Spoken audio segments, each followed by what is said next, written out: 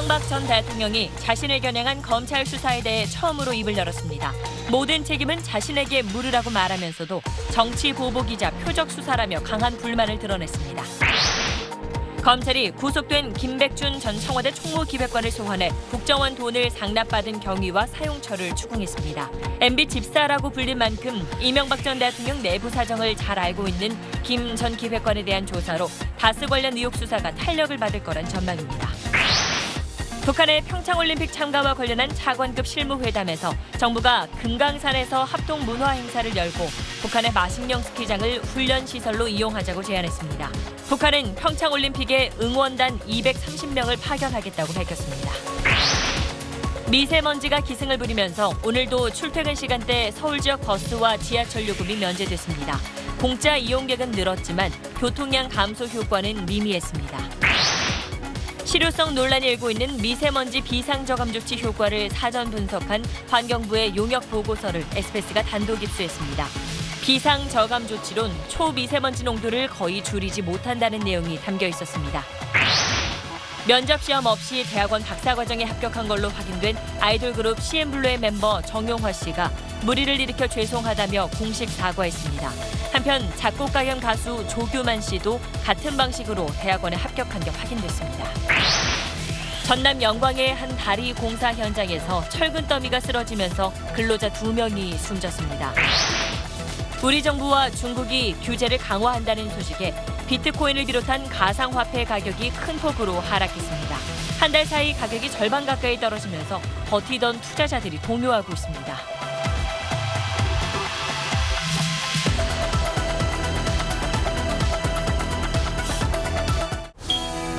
공기청정기가 도로 위로. 내일을 바꾸는 현대수소 전기차. 여러분 안녕하십니까. 이명박 전 대통령을 향한 검찰 수사가 속도를 내고 있는 가운데 이명박 전 대통령이 오늘 오후 직접 입장을 밝혔습니다. 이번 수사는 처음부터 자신을 목표로 한 수사였다며 나에게 책임을 물으라고 말했습니다. 그러면서 적폐청산이란 이름으로 진행되고 있는 지금의 검찰 수사는 정치 공작이자 정치 보복이라고 주장했습니다. 먼저 권란 기자입니다. 굳은 표정으로 단상 앞에 선 이명박 전 대통령은 담담히 성명서를 읽어내려갔습니다. 국가정보원 특수활동비에 대한 검찰 수사는 표적 수사라고 규정했습니다. 최근 검찰 수사는 처음부터 나를 목표로 하는 것이 분명합니다. 구속된 김백준 전 총무기획관을 비롯해 수사 대상에 오른 과거 청와대 비서진들은 국가에 헌신한 사람들이라며 자신의 책임을 강조했습니다. 더 이상 국가를 위해 헌신한 공직자들을 짜 맞추기식 수사로 괴롭힐 것이 아니라 나에게 물어달라. 그동안의 검찰 수사들을 언급하며 결백을 주장했습니다. 여러 건의 수사가 진행되면서 많은 고통을 받았습니다마는 저와 함께 일했던 많은 공직자들이 권력형 비리가 없었으므로 현 정권에 대한 불쾌한 심기도 드러냈습니다. 적폐청산이라는 이름으로 진행되고 있는 검찰 수사에 대하여 많은 국민들이 보수를 괴멸시키고 또한 이를 위한 정치 공작이자 노무현 대통령의 죽음에 대한 정치 보복이라고 보고 있습니다. 이 전 대통령은 성명서를 읽으며 여러 번 마른 기침을 했고 질의응답 없이 회견을 마쳤습니다. SBS 권란입니다. 이명박 전 대통령은 오늘 오전부터 측근들과 비밀 회의를 하면서 성명서 내용을 가다듬고 또 발표를 준비했습니다. 자, 나에게 책임을 물으라. 이게 어떤 의미인지 이 전 대통령의 삼성동 사무실 앞에 나가 있는 취재기자 연결해서 알아보겠습니다. 자, 최재현 기자, 이명박 전 대통령 지금 사무실을 떠났나요? 네, 이명박 전 대통령은 성명서를 발표한 지 약 1시간 뒤인 오후 6시 반쯤 지금 제 뒤로 보이는 이 사무실 출입문을 통해서 측근들에 둘러싸여 사무실을 떠났습니다. 잠시 그 상황 함께 보시겠습니다. 나에게 질문하라고 하셨는데 검찰 수사에 응할 수 있다는 의미십니까? 국회비 상납은 보고받은 적 있으십니까? 이 전 대통령 측은 서울 시내 모처에 모여 성명서 문안을 작성했습니다. 이 전 대통령은 오후 4시 15분쯤 삼성동 사무실에 도착해 이 성명서를 마지막으로 다듬은 후 5시 반쯤 성명서를 발표했습니다. 이명박 정부 당시 청와대 수석들과 장관들이 한 줄로 서서 이 장면을 지켜봤습니다. 측근들은 이명박 전 대통령이 이 마지막까지 성명서 문안을 직접 다듬었다며 특히 모든 책임을 나에게 물어라 라고 한 이 표현도 직접 작성한 것이라고 설명했습니다. 하지만 이 표현이 아직 요구받지도 않은 검찰 수사에 응하겠다는 뜻은 아니라면서 확대 해석에는 선을 그었습니다. 지금까지 이명박 전 대통령 사무실 앞에서 SBS 최재영입니다. 네, 이명박 전 대통령의 발표에 대해서 검찰은 법적 절차대로 하겠다는 원론적인 입장을 밝혔습니다. 국정원 특수활동비는 물론 다스 관련 의혹까지 한꺼번에 풀 수 있는 김백준 전 총무기획관이 구속되면서 일단 큰 고비는 넘었다는 게 검찰 내부 분위기입니다. 박현석 기자가 검찰 반응 전해드리겠습니다. 문무일 검찰총장은 강연을 위해 국회에 왔다가 검찰 수사를 정치 보복으로 규정한 이명박 전 대통령의 기자회견 소식을 들었습니다. 자신을 향한 정치적 보복이다 이렇게 주장하고 있는데 여기에 대해서는 어떻게 생각하시는지. 법적 절차대로 하겠습니다. 또 다른 검찰 관계자는 나오면 나오는 대로 수사할 것이라며 초반에 수사가 끝날 수도 있다고 말해 검찰 수사가 속전속결로 진행될 가능성을 시사했습니다. 실제로 검찰은 오늘 새벽 구속된 김백준 전 청와대 총무기획관을 오늘 낮 바로 불러 조사를 시작했습니다. 이에 앞서 법원은 증거 인멸에 염려가 있다며 김 전 기획관의 영장을 발부했습니다. 김 전 기획관을 상대로 검찰은 우선 국정원 돈 4억 원을 받은 경위와 사용처를 캐는 데 집중하고 있습니다. 이명박 전 대통령의 지시나 묵인이 있었는지, 돈이 이 전 대통령에게 전달됐는지 여부가 핵심 수사 대상입니다. 이 전 대통령이 실소유주란 의심을 받고 있는 다스의 BBK 투자금 140억 원 회수 의혹 등도 조사할 방침입니다. 집사라 불릴 만큼 이 전 대통령 개인과 집안의 내부 사정을 잘 아는 김 전 기획관의 구속으로 다스 관련 의혹 수사도 한층 탄력을 받게 될 전망입니다. SBS 박현석입니다. 국정원 특수활동비를 받은 혐의로 검찰 압수수색을 받았던 3사람 가운데 구속되지 않은 사람이 딱 한 명이 있는데 바로 김희중 전 청와대 제1부속실장입니다. 이건 김희중 전 실장이 검찰 수사에 협조하고 있다는 뜻으로도 볼 수가 있는데 검찰은 김 전 실장이 받은 돈이 이명박 전 대통령에게 건너갔는지 유심히 보고 있습니다. 이 소식은 박원경 기자입니다. 검찰은 지난 12일 김백준 전 기획관과 김진모 전 비서관과 함께 김희중 전 부속실장의 집과 사무실을 압수수색했습니다. 그런데 이들을 소환 조사한 이후 김 전 기획관과 김 전 비서관에 대해서만 구속영장을 청구했습니다. 검찰 관계자는 조사에 임하는 자세와 태도를 고려해 구속영장을 청구했다고 밝혔습니다. 김희중 전 실장이 검찰 수사에 협조하고 있어 영장 청구 대상에서 제외했다는 의미입니다. 실제 검찰 조사에서 김 전 실장은 국정원 특수활동비 1억 원을 받은 사실을 인정한 걸로 알려졌습니다. 수수 사실 자체를 부인하는 김백준 전 기획관이나 받은 것은 인정하지만 누구의 지시였는지 밝히지 않고 있는 김진모 전 비서관과는 달리 김 전 실장은 받은 돈을 누구에게 전달했는지에 대해서도 일부 털어놓은 것으로 전해졌습니다. 검찰은 특히 김 전 실장이 받은 돈이 이명박 전 대통령에게 건너갔을 가능성이 높다고 보고 돈의 흐름을 쫓는데 수사력을 집중하고 있습니다. 검찰 관계자는 김 전 실장이 받은 국정원 특수활동비가 이 전 대통령에게 전달된 사실이 확인되면 이 전 대통령에 대한 소환 조사도 미룰 이유가 없을 것이라고 설명했습니다. SBS 박원경입니다. 지금부터는 남북 실무회담 소식 이어가겠습니다. 북한의 평창올림픽 참가 문제를 논의하는 남북 실무회담이 오늘 오전 10시에 시작해서 10시간이 지난 지금까지 계속 진행되고 있습니다. 그럼 통일부 취재기자 연결해서 지금까지 나온 내용 정리해 보겠습니다. 김하영 기자. 네, 통일부에 나와 있습니다. 네, 아무래도 가장 관심이 큰 부분이 남북이 개회식 때 공동 입장할지 또 한반도 단일기를 들지 이 부분인데 여기에 대해서는 좀 논의가 어떻게 진행되고 있나요? 네, 조금 전 대표단 5차 접촉이 시작이 됐는데요. 회담이 예상보다 길어졌는데 종결회의 시간도 아직 나오지가 않아서 합의는 밤늦게 나올 걸로 보입니다. 남북 공동 입장 문제는 지난 9일 고위급 회담에서 우리 측이 북측에 제안한 내용입니다. 오늘은 실무적인 부분을 조율하고 있습니다. 사흘 뒤에는 국제올림픽위원회와의 협의가 있기 때문에 남북 간 합의안을 만들기 위한 막바지 조율인 셈입니다.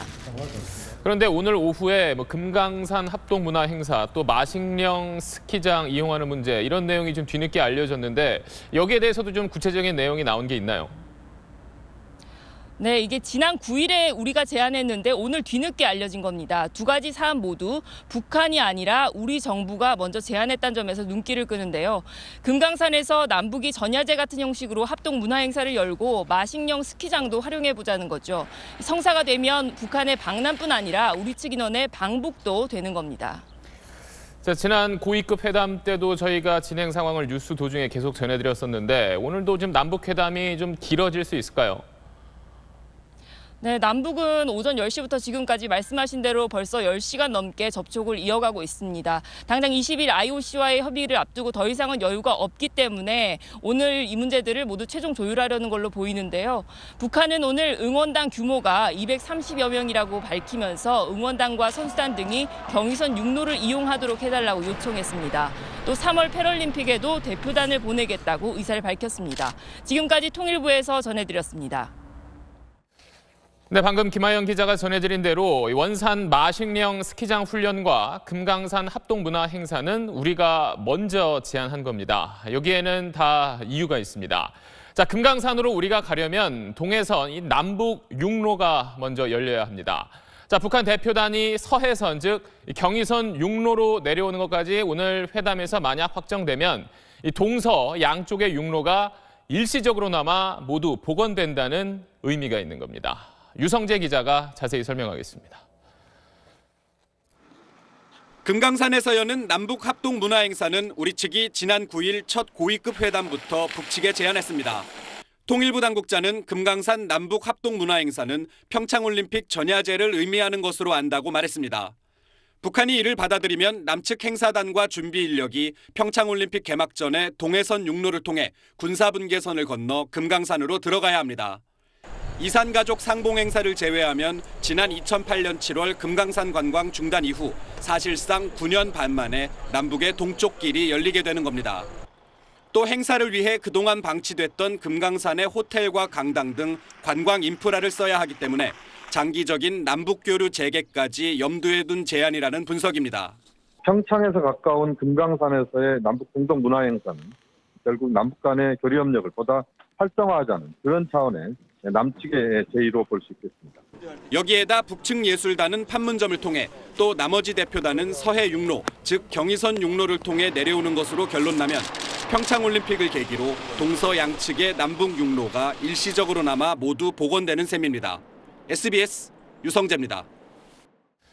네, 오늘 언급된 이 마식령 스키장은 휴전선에서 차로 약 2시간 정도 걸리고 이 평창까지는 직선 거리로 한 200km 정도 떨어져 있습니다. 이게 어느 정도냐면 목동 SBS에서 평창까지가 200km 정도입니다. 자, 북한이 동양 최대 규모라고 주장하면서 김정은 위원장의 주요 치적으로 내세우고 있는 이 마식령 스키장은 대체 어떤 곳인지 민경호 기자가 전해드리겠습니다. 스위스에서 유학한 김정은의 지시로 강원도 원산에 들어선 마식령 스키장은 2013년 12월 31일 완공됐습니다. 북한은 10년 걸릴 스키장 건설을 단 1년 만에 했다면서 세계에 조선을 일깨운 역사적 사변이라고 홍보했습니다. 모든 설비들이 현대적이라고 하시면서 이용하는 사람들도 무척 좋아할 것이라고 하셨습니다. 북한은 미국 NBA 스타 데니스 로드먼, 일본 이노키 의원 등을 초청해 홍보 활동을 벌였습니다. 10여 개의 슬로프를 갖췄고 제설기 등은 스웨덴과 독일 등 유럽산 제품인 걸로 전해졌습니다. 북한은 마식령 스키장과 금강산을 연결해 국제 관광단지로 키울 계획이었지만 국제사회 제재로 뜻대로 되지 않는 상황입니다. 텅 비어있는 스키장 사진이 공개되기도 했고 노동신문에 실린 사진은 관광객이 많은 것처럼 합성한 것 아니냐는 의심을 받기도 했습니다. 평창 동계올림픽의 마식령 스키장 활용이 최종 결정되면 문재인 대통령이 후보 시절 언급한 대로 선수들 훈련 시설로 쓰일 가능성이 있습니다. 하지만 마식령 스키장이 북한에선 김정은의 주요 치적으로 꼽힌다는 점에서 평창 동계올림픽이 북한의 선전장으로 이용될 수 있다는 우려도 나옵니다. SBS 민경우입니다. 그러면 안정식 북한 전문 기자와 함께 오늘 회담 내용 한번 분석해 보겠습니다. 자, 오늘 좀 가장 눈길을 끄는 건 아무래도 이 금강산과 마식령 스키장 이 부분인데 우리가 먼저 제안했다고 하는데 이 카드를 꺼낸 취지를 어떻게 봐야 될까요? 그러니까 정부는 이번 평창올림픽을 남북관계 개선의 절호의 기회로 삼겠다 이런 의지가 굉장히 강한 것 같습니다. 그러니까 지금 좀 평화 국면인데 이게 올림픽이 끝날 때까지 3개월간의 한시적인 평화다 이런 지적도 많지 않습니까? 그러니까 이 짧은 기간에 할 수 있는 건 최대한 하겠다 이런 의지라고 봐야 될 것 같습니다. 그런데 이 마식령 스키장은 뭐 저희가 알고 있듯이 이게 뭐 김정은 위원장의 치적이라고 북한에서도 대대적으로 선전하는 곳인데 이걸 이용하는 게 과연 맞는 거냐 이런 논란의 소지도 좀 있을 수 있을 것 같아요. 사실 이제 김정은 위원장이 의욕적으로 마식령 스키장을 만들었지만 국제 관광지로 만들었거든요. 하지만 해외 관광객이 오면은 얼마나 받겠습니까? 사실 잘 이용이 안 되면서 이제 좀 그 방치돼 있는 시설, 방치까지는 아니더라도 좀 뜸한 시설인 건데 이번에 이 평창에 이 마식령 스키장을 이용을 하게 되면 그러면 이제 이 마식령 스키장이 홍보가 되면서 북한에서는 마식령 스키장을 김정은의 주요 업적으로 선전할 수 있는 수단이 됩니다. 때문에 이 북한 선전 정책에 우리가 이용되는 거 아니냐 이런 비판이 있을 수도 있고요. 국내 보수 세력 중심으로 좀 반발이 있을 수도 있어 보입니다. 근데 뭐 금강산 문화 행사, 마식령 스키장 이용을 우리가 먼저 제안한 카드라면 사실 뭐 북한이 크게 거부할 것 같지는 않은데 그렇다면 결국 이게 현실로 이루어질 가능성이 크다는 뜻인가요? 뭐 그렇다고 봐야 되겠죠. 근데 이제 만약 그렇게 된다라면 정부로서는 이제 두 가지 과제를 안게 됩니다. 첫 번째 과제는요, 이 국내 반발을 넘어서 평창올림픽을 성공적으로 치를 수 있느냐 하는 점입니다. 지금 이제 여자 아이스하키 선수단 단일팀을 놓고도 좀 논란이 있는 상황이잖아요. 근데 이제 추가적으로 반발이 생길 가능성이 있는데 이걸 정부가 어떻게 잘 극복해서 올림픽을 잘 치를 수 있겠느냐라는 게 정부한테 주어진 과제가 될 것 같고요. 두 번째 과제는 이번 같은 이제 남북관계 진전 조치를 북핵 해결의 실마리로 삼을 수 있겠느냐 하는 점입니다. 정부가 만약에 이번 평창을 계기로 북한을 비핵화 협상의 문턱까지라도 끌고 올 수 있으면 정부의 이번 제안에 대해서 일부 반발이 있더라도 나름대로 의미가 있을 수 있습니다. 하지만 북한이 비핵화에 대해서 예전처럼 전혀 비타협적인 태도로 계속 나온다고 하면은 결국 북한 선전전에 우리가 이용됐다 이런 비판이 나올 수도 있습니다. 네, 알겠습니다. 안정식 북한 전문 기자였습니다. 네, 방금 전해드린 대로 조금 계속 논란이 되고 있는 게 바로 여자 아이스하키 남북 단일팀 문제입니다. 이 점을 염두에 둔 듯 오늘 문재인 대통령이 진천 선수촌을 찾아서 여자 아이스하키 팀을 비롯한 우리 대표 선수들을 격려했습니다. 문재인 대통령은 남북 단일팀이 역사의 명장면이 될 거라며 선수들에게 이해를 구했습니다. 이 소식은 정유미 기자입니다. 진천 선수촌을 찾은 문재인 대통령. 함께 몸도 풀고 사진도 찍고 격이 없는 시간을 보냈습니다. 특히 아이스하키 선수들 격려에 신경을 썼습니다. 비인기 종목 거의 서러움을 희선할 수 있는 그런 좋은 계기가 될 수 있지 않을까. 여자 아이스하키 단일팀 구성을 둘러싼 논란을 염두에 둔 듯 문 대통령은 단일팀에 대한 분명한 소신을 밝혔습니다. 남과 북이 함께 하나의 팀을 만들어서 함께 경기에 임한다면 그 모습 자체가 아마 두고두고 역사의 명장면이 될 것이라고 생각합니다. 당장 전력이 높아지지도 않고 더 많은 노력이 필요하겠지만 남북관계 개선이란 대승적 목표를 위해 뜻을 모아달라며 이해를 구했습니다. 감독과 선수들은 오늘 공개적인 목소리를 내진 않았지만 그동안 적잖은 우려를 나타내왔습니다. 선수들의 아무런 의견과 또 저희들의 노력이 전혀 반영되지 않은 채 이런 결정이 내려지는 것들에 대해서 조금 많이 실망스럽습니다. North Korean or South Korean adding somebody in so close to the Olympics, it's a little bit dangerous just for team chemistry because the girls have been together for so long. 대승적 이해를 구한 문 대통령의 호소가 여론과 선수들에게 통했을지는 좀 더 지켜봐야 할 것 같습니다. SBS 정유미입니다. 다음 소식입니다. 오늘도 미세먼지 때문에 답답한 하루였습니다. 내일 역시 미세먼지가 심각해서 이틀 연속이자 올겨울 들어 4번째 비상조치가 시행됩니다. 대중교통 무료 이용에도 오늘 서울 시내 교통량은 크게 줄어들지 않았는데 박원순 서울시장은 공공기관뿐 아니라 민간 부문까지 차량 강제 2부제 운행을 건의하겠다고 밝혔습니다. 먼저 노동규 기자입니다. 하늘에서 바라본 서울은 이른 아침부터 온통 뿌였습니다. 남산타워도 국회도 미세먼지에 휩싸였습니다. 해 뜬 뒤 출근길에 나선 차들도 뿌연 미세먼지 탓에 전조등을 켜고 달립니다. 승용차 2부제에 자율 참여해달라는 서울시의 독려가 무색하게 오늘도 서울 시내 교통량 변화는 미미했습니다. 서울시는 지지난주 수요일 출근 시간과 비교해 서울 14개 지점 교통량이 1.71% 줄었다고 밝혔습니다. 비상 저감 조치가 시행됐던 그제의 감소율 1.8%에 못 미칩니다. 출근 시간 서울 진입도로와 간선도로 곳곳이 여전히 막혔습니다. 직장도 좀 멀고 늦고 급해가지고 일단은 제가 필요하니까. 하루 50억 원씩 세금을 써 대중교통을 공짜로 해준들 미세먼지를 얼마나 줄이겠느냐는 냉소적 반응들입니다. 미세먼지에 영향을 많이 미친다는 게 확실하게 좀 판단이 되면 좀 동참을 하겠는데 단계적으로 한다고 하면 동참을 하겠지만 자율적인 그런 거라고 한다면. 하지만 박원순 서울시장은 이런 논란 자체가 미세먼지를 줄이는 데 도움이 된다며 차량 2부제를 민간인까지 확대하도록 국무회의에 건의하겠다고 밝혔습니다. 두 종 방법이 있어요. 그게 강제 차량 2부제라든지 뭐 이런 게 있는 거죠. 중앙정부에 대해서 이런 요청을 할 생각입니다. 이와 관련해 김은경 환경부 장관은 오늘 국회 답변에서 필요성은 인정하면서도 아직 국민 공감대가 충분치 않다며 당장 추진하진 않겠다는 뜻을 밝혔습니다. SBS 노동규입니다. 네, 방금 환경부 장관 말대로 국민 공감대가 형성되려면 공공기관부터 먼저 모범을 보여야 할 텐데 오늘도 역시 2부제는 잘 지켜지지 않았습니다. 국회 역시 차량 2부제 대상인데 여당 대표도 또 미세먼지 특별위원회 소속 의원도 별다를 게 없었습니다. 현장을 원종진 기자가 취재했습니다. 오늘 오전 8시쯤 국회입니다. 번호판 끝자리가 짝수인 승합차가 눈에 띕니다. 여당인 더불어민주당 대표 추미애 의원입니다.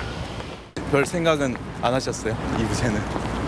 오늘 아침 일찍 나와야 되고 하니까 다른 방법도 없고 대안이 없어서. 추 의원 측은 정당 대표는 2부제 의무 대상이 아니라고 해명했지만 환경부는 국회의원이라면 의무 대상이라고 답했습니다. 또 다른 짝수 차량, 이번엔 자유한국당 나경원 의원입니다. 나 의원은 국회 미세먼지 대책특위 소속입니다. 오늘 그 2부제인데 짝수 차량 타고 나 그래서 안 그래도 자백하려고 그랬어. 잘못했다고. 나 그 사실 2부제 잘 몰랐어요. 국회 본관 앞 주차장입니다. 오늘 2부제 시행으로 국회의원들도 차량 끝번호가 홀수인 차들을 이용해야 하는데요. 주차장에는 끝번호가 짝수인 차들이 여전히 많이 주차돼 있습니다. 공공기관 차량 2부제를 무시하는 건 여야가 따로 없었습니다. 대답도 약속한 듯이 몰랐다로 일관했습니다. 아, 오늘 2부제요? 네. 혹시 그거는 몰랐네. 생각을? 전혀 몰랐어요. 알았으면 안 타지. 미안합니다. 청와대 역시 차량 2부제 대상입니다. 청와대 직원 주차장 입구엔 끝번호가 짝수인 차량을 통제한다는 안내판이 붙어 있습니다. 하지만 말뿐, 주차장엔 끝번호 짝수 차량이 곳곳에 눈에 띕니다. 차량 2부제인 거 혹시 알고 계세요? 네, 한 건지도 몰라요. 지난번은 제가 지켰는데 오늘은 몰랐어요. 진짜. 미세먼지를 조금이라도 낮추겠다며 정부가 앞장선 공공기관 차량 2부제입니다. 위로부터의 솔선수범을 찾아보기 힘든 상황에서 제도 정착은 여전히 갈 길이 멀어 보입니다. SBS 원종진입니다. 자, 이번 비상조치를 놓고 실효성 논란도 거셉니다. 이 정책은 사실 지난해 2월 도입이 결정됐습니다. 당시 환경부는 이 정책 도입에 앞서서 서울과 경기 그리고 인천의 환경 전문가에게 의뢰해서 이 비상조치의 효과를 사전 분석했습니다. 이 정책 결정의 주요 자료로 활용됐던 보고서를 SBS가 단독 입수해서 살펴봤더니 이 비상조치를 시행하더라도 초미세먼지 농도를 거의 줄이지 못한다는 내용이 들어있었습니다. 정구희 기자의 단독 보도입니다. 2016년 11월 경기연구원이 서울, 인천연구원과 함께 환경부 산하 국립환경과학원에 제출한 보고서입니다. 연구진은 고농도 미세먼지 비상조치로 차량 이부제, 공장 가동 중단, 대중교통 무료 이용 등을 검토했습니다. 실제 비상조치로 수도권에서 민간을 포함한 승용차 이부제, 공영주차장 운영 중지, 공공부문 배출시설 운영 제한 등을 제안했습니다. 지금 시행되는 비상조치보다 강력한데도 초미세먼지 농도는 최대 0.7 마이크로그램 줄어드는 것으로 나타났습니다. 오늘 서울 초미세먼지 평균 농도는 95 마이크로그램까지 높아졌는데 비상조치로는 1%도 줄지 않는다는 의미입니다. 비상조치를 전국으로 확대해도 최대 0.9 마이크로그램 줄어드는데 그친다고 분석했습니다. 환경부는 이렇게 효과가 미미하다는 보고서를 받고도 비상조치 도입을 결정했습니다. 자동차 옆에 사시는 분들은 한 2나 3 정도가 뛸 수가 있는 거고요. 하루 평균을 냈으니까 순간적으로는 효과가 좀 더 큰 거죠. 환경부는 그동안 이 보고서를 외부에 공개하지 않았습니다. 미세먼지가 심각해 뭐라도 해야 한다는 게 환경부 생각이겠지만 투명한 정보 공개와 토론 없이는 시민들의 자발적 참여를 끌어내기 어렵습니다. SBS 정구입니다.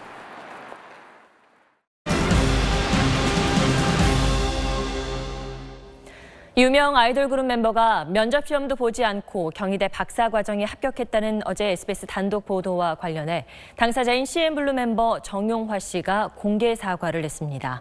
또 작곡가 겸 가수인 조규만 씨도 면접을 보지 않고 경희대 대학원에 합격한 게 확인됐습니다. 김관진 기자입니다. 정용화 씨가 자신의 SNS에 자필 사과문을 올렸습니다. 면접 시험을 치르지 않고 경희대 대학원 박사과정에 입학한 사실에 대해 물의를 일으켜 진심으로 죄송하고 깊이 반성한다고 밝혔습니다. 정 씨의 소속사는 경희대 교수의 개인 면담을 공식 면접으로 생각했다며 편법 입학 의도가 없었다고 해명했습니다. 정 씨 측은 학교 측이 수차례 권유해 지원하게 됐다며 문제가 불거지자 바로 휴학했다고 덧붙였습니다. 경희대의 특혜 입학 의혹은 확대되고 있습니다.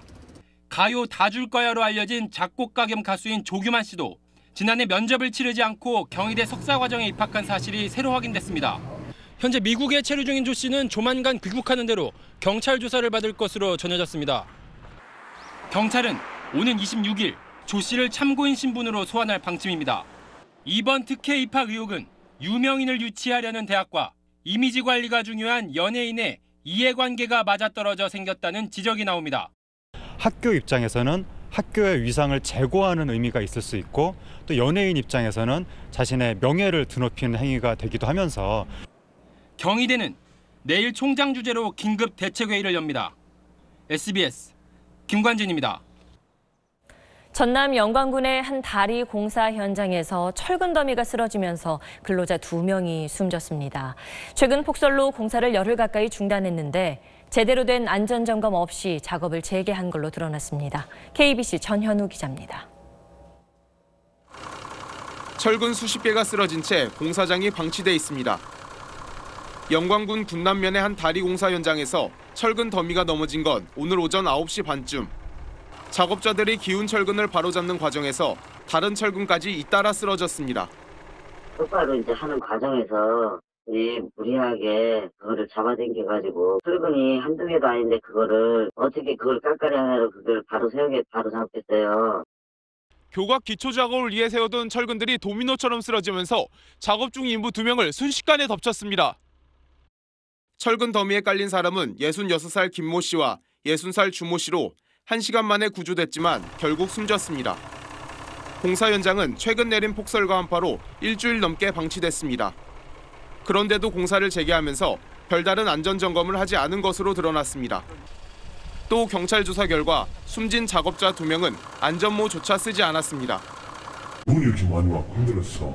그러면 오늘 진행할 때는 충분한 안전점검을 실시하고 했어야만 되잖아요. 그 부분에 대해서는 조사를 할 겁니다. 안전 불감증이 또 한 번 소중한 생명을 앗아갔습니다. KBC 전현우입니다. 사흘 전 인천의 한 건물 화장실에서 괴한이 휘두른 둔기에 20대 여성이 크게 다친 사건 기억하실 겁니다. SBS가 폭행 용의자의 모습이 담긴 CCTV 영상을 입수했습니다. 검은 롱패딩 차림으로 얼굴을 완전히 가린 상태였는데 범행 30분 전부터의 모습이 담겨 있습니다. 김기태 기자의 단독 보도입니다. 롱패딩 차림에 모자와 마스크로 얼굴을 가린 한 남성이 등산복 매장으로 들어옵니다. 계산대로 향하더니 점원에게 뭔가 묻고는 2분 정도 머물다 밖으로 나갑니다. 사흘 전 인천 부평역 주변 여자 화장실에서 20살 된 편의점 아르바이트생을 마구 폭행하고 달아난 용의자입니다. 이때가 사건 당일 저녁 7시 27분쯤, 불과 범행 30여 분 전입니다. 용의자는 매장에서 건설 현장용 안전화가 있는지 물어봤습니다. 진짜 살라고 했던 사람은 아니에요. 그래서 뭐 자세히 물어봤겠지. 그냥 시간 때우려고 그냥 잠깐. 용의자의 모습이 찍힌 CCTV가 발견된 등산복 매장입니다. 이곳에서 이쪽 방향으로 400m 정도 걸어가면 범행 현장이 나옵니다. 이후 10분 거리를 걸어가 편의점 앞에 도착한 용의자는 피해자가 모습을 드러낼 때까지 20여 분을 건물 앞에서 기다렸습니다. 이때 편의점 쪽으로 걸어가는 용의자의 모습도 인근 카페 CCTV에 잡혔습니다. 범행 기회를 노렸거나 대상을 물색한 것으로 보입니다. 경찰은 아직도 용의자의 신원조차 파악하지 못하고 있습니다. 인적사항은 아직 확인을 안 되니까 당시 패딩 잠바 입고 했던 모습 그걸 추적하고 있어요 지금. 머리에 함몰 부위만 겨우 봉합한 피해 여성은 제발 범인을 잡아달라고 호소하고 있습니다. SBS 김기태입니다. 연일 치솟던 가상화폐 시세가 하루 새 한때 30% 이상 급락했습니다. 열흘 전만 해도 2,500만 원이 넘던 비트코인의 국내 거래가는 반토막이 됐고 국제 시세도 $10,000 아래로 추락하기도 했습니다. 거래소 폐쇄안이 여전히 살아있다는 어제 김동연 부총리의 발언과 중국 정부의 강력한 규제 소식이 그 배경입니다. 버티던 투자자들도 적지 않게 동요하고 있습니다. 보도에 최우철 기자입니다. 지난해 9월 중국 정부가 가상화폐 거래소를 폐쇄하자 투자자들은 P2P, 즉 개인 간 장외 거래로 몰렸습니다. 세계 가상화폐 채굴량의 약 80%가 중국에서 나오는 상황이라 규제를 피해 상당한 물량이 장외 거래를 통해 중국 등 세계 시장으로 쏟아져 나왔습니다. 그런데 지난주 중국 정부가 채굴 금지령을 내린 데 이어 개인 간 거래까지 막기로 한 겁니다. 가상화폐 거래가 크게 위축될 것이란 전망에 해외 시장에서 가격 폭락이 시작됐고 정부의 거래소 폐쇄 가능성 언급으로 잔뜩 위축된 국내 시장에 가해진 충격파는 더 컸습니다. 아침에 동료들 표정이 안 좋아서 물어봤더니 몇 천만 원까지 잃었다고 하더라고요. 정부를 탓하기도 하고 아니면 어떤 친구들은 개인적으로 너무 욕심을 부렸다는 친구들. 일부 투자자들은 화를 참지 못해 방 문이나 컴퓨터 모니터를 부쉈다며 SNS에 인증샷을 올리기도 했습니다.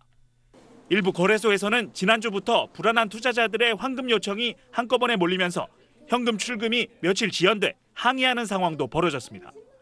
김치 프리미엄이라고 불릴 정도로 투기 과열을 빚던 국내 시장이 거품이 꺼지면서 붕괴될 수 있다는 우려까지 나오고 있습니다. SBS 최우철입니다.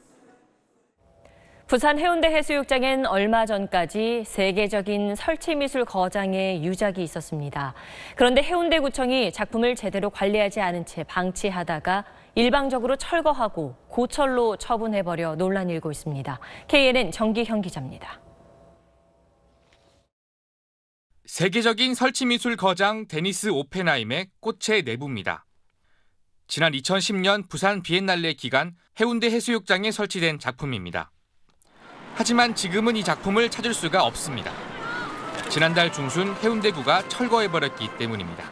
철거를 해달라 하는 민원을 많이 였습니다. 태풍 차바가 와가지고 시설이 거의 낡아있던 시설들이 조금 크게 훼손이 됐습니다. 꽃의 내부는 지난 2011년 세상을 떠난 세계적 거장 데니스 오펜하임의 유작인데 고철로 버려진 셈입니다.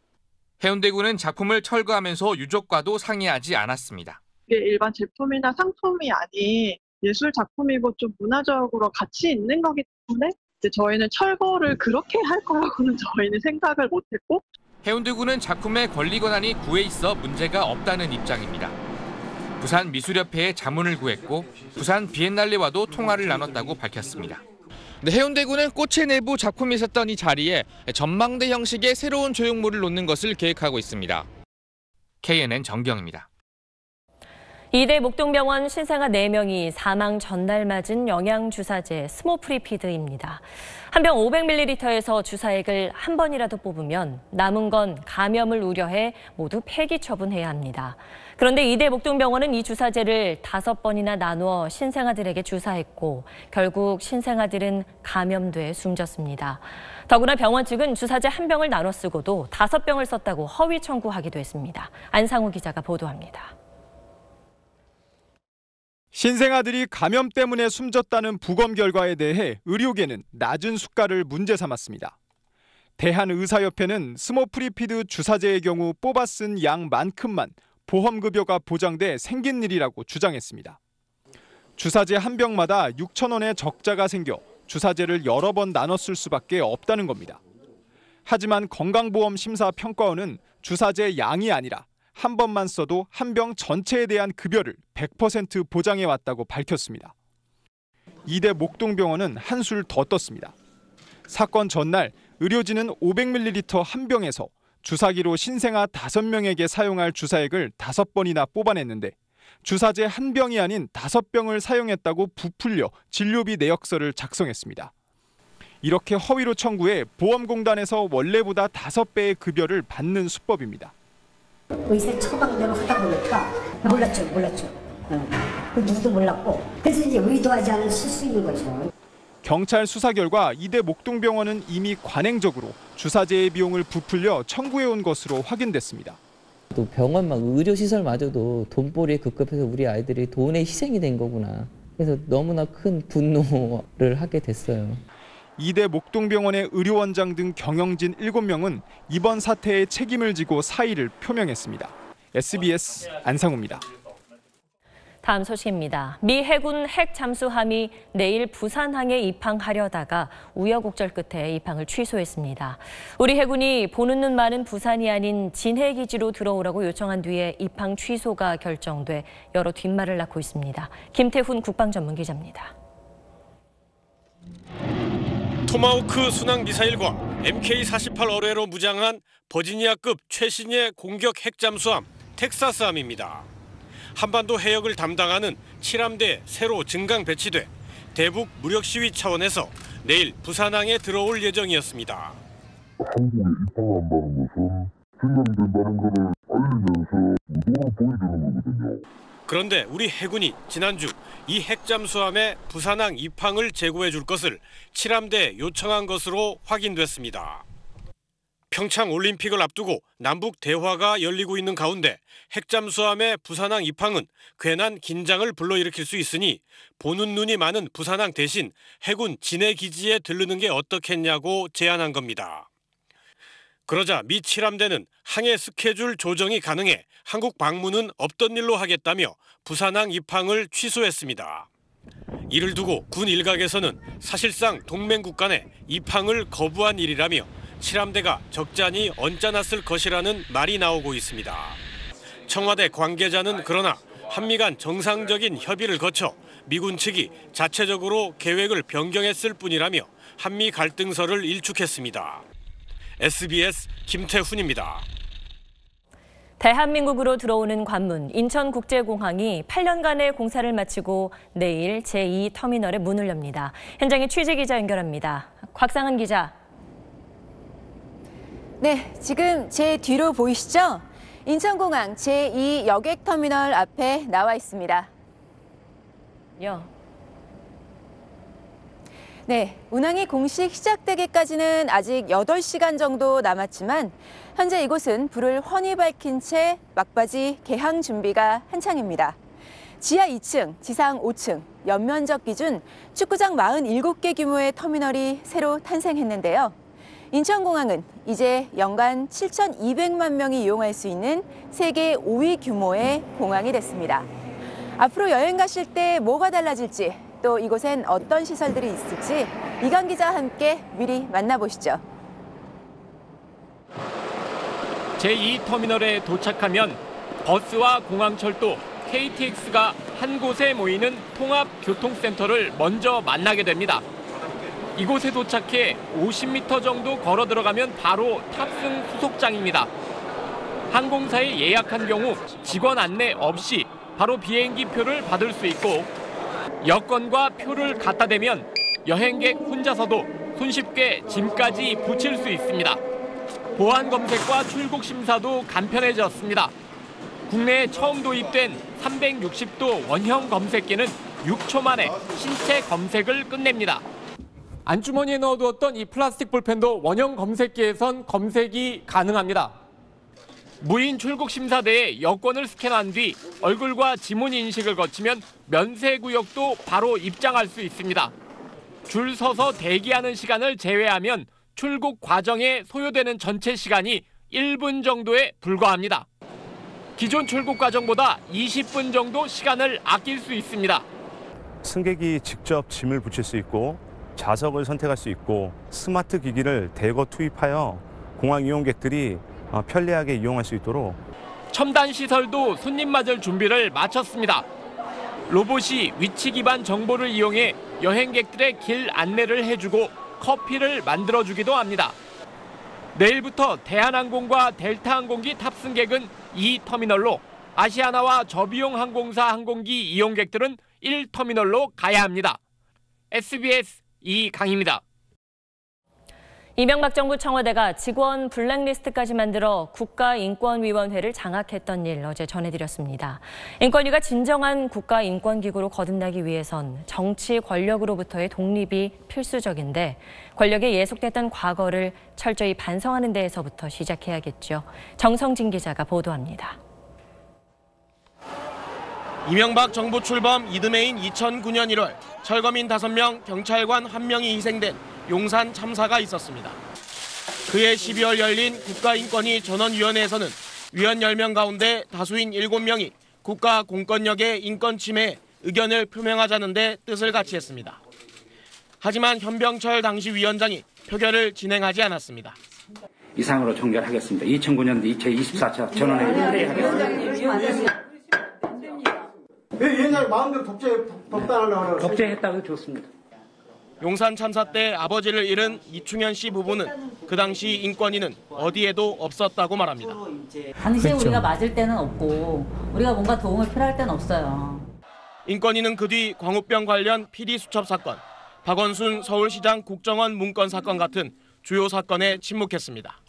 반대할 것 같은 분이 자리에 없을 때, 외국 출장 나갔을 때 여기를 서둘러가지고 이렇게 부결을 시키는 방법을 취하는 경우도 있었고요. 인권위는 2011년에 서울역 노숙인 퇴거 조치가 노숙인의 건강에 심각한 위협이라는 조사 결론을 얻고도 인권 침해라는 진정에 기각 결정을 내리고 조사 결과는 석 달 뒤에 공개하는 꼼수를 부리기도 했습니다. 현병철 전 위원장은 재임 시절 논란이 됐던 사건들에 대해 인권위 회의를 통해 결정된 사항을 따랐을 뿐이라며 외압 때문은 아니라고 부인했습니다. SBS 정성진입니다. 효성그룹 조현준 회장이 피의자 신분으로 검찰에 소환됐습니다. 회사에 수백억 원대 손해를 끼치고 비자금을 조성한 혐의를 받는 조 회장은 집안 문제로 무리를 일으켜 죄송하다고 말했습니다. 윤나라 기자의 보도입니다.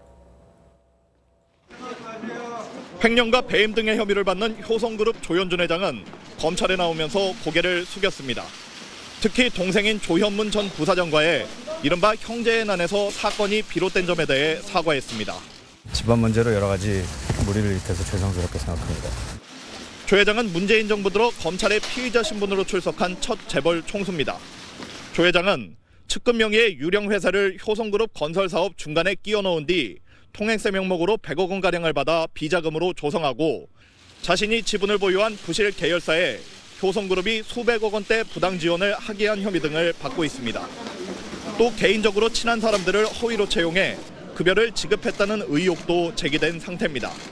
지난 2014년 조현문 전 부사장의 고발로 시작된 효성 경영비리 수사는 지난달 검찰이 효성 본사를 압수수색하면서 본격화됐습니다.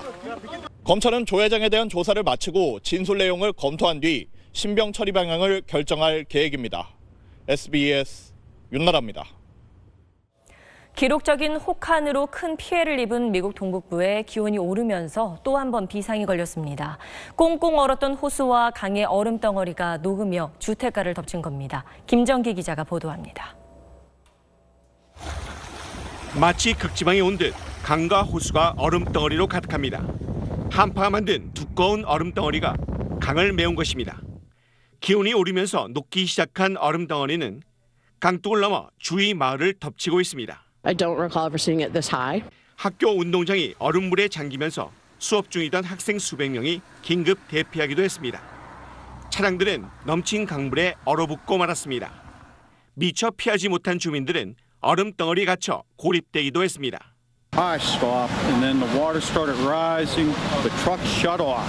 넘친 얼음과 강물이 도로 위에 다시 얼어붙으면서 교통사고도 끊이질 않고 있습니다. 피츠버그와 메인 지역은 넘치는 강물과 얼음 조각으로 도시가 거의 마비됐습니다. 일부 지역에서는 비상사태까지 선포됐습니다.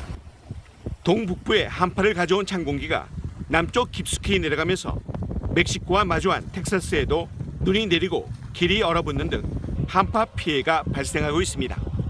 SBS 김정입니다.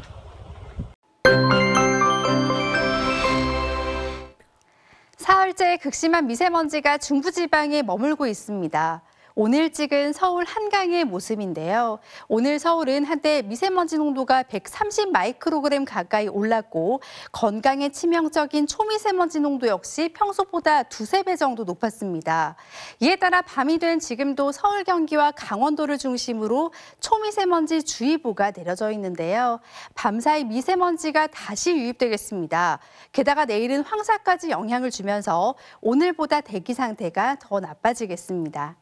내일 아침 중부지방 곳곳으로는 눈이 조금 날리겠습니다. 서울의 아침 기온은 0도, 한낮 기온은 5도로 내일도 큰 추위는 없겠습니다. 남부지방 광주의 낮 기온은 9도, 대구의 낮 기온 10도까지 오르겠습니다. 당분간 한파나 비 예보가 없어서 대기 정체는 계속되겠습니다. 날씨였습니다. 네, 미세먼지 줄이기 위해서 내일도 수도권 공공기관에선 차량 2부제가 시행됩니다. 오늘 몰랐다는 분들이 많던데 내일은 다들 잘 지키시리라고 믿습니다. 정책 만들고 또 주관하는 분들이 솔선수범해야 그 효과가 더 크지 않겠습니까? 뉴스 마치겠습니다. 고맙습니다.